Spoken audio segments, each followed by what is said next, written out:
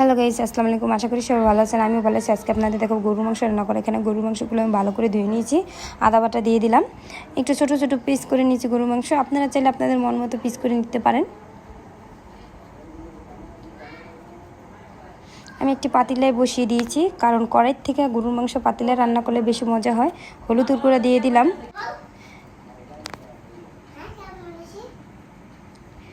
এবার আমি মরিচ গুঁড়া দিয়ে দিলাম, পেঁয়াজ কেটে দিলাম। পেঁয়াজগুলো আমি একটু বড় বড় করে কেটে দিয়েছি। গরু মাংসতে পেঁয়াজ বড় করে কেটে দিলে ভালো হয়।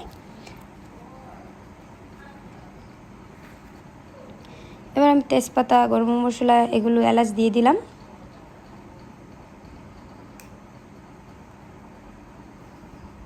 এবার আমি তেল ঢেলে দিলাম। গরু মাংসতে অল্প তেল দিলেই হয়।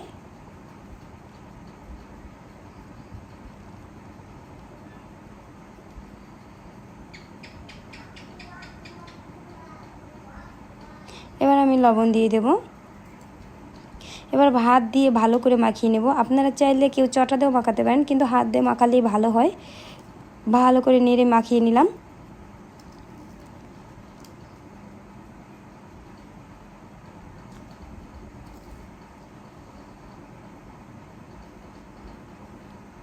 এবার আমার মাখানো হয়ে গিয়েছে। এবার আমি হালকা একটু হাত ধুয়ে একটু পানি দেব, বেশি পানি দেব না।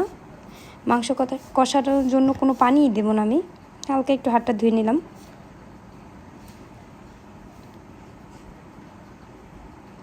এবার আমি ঢেকে দিয়ে কড়াই চুলায় বসিয়ে দিলাম। দেখুন মাংস কষানো হয়েছে, কিন্তু একটু সিদ্ধ হয়নি, তাই একটু গরম পানি করে দিয়ে দিলাম।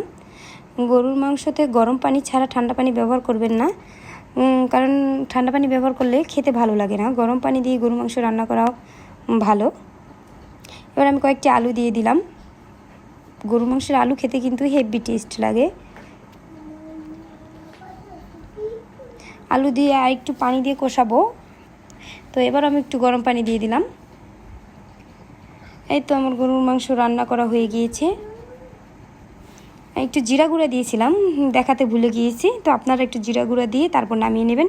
Tata, bye bye. লাইক দিবেন, কমেন্ট করবেন, পাশে থাকবেন।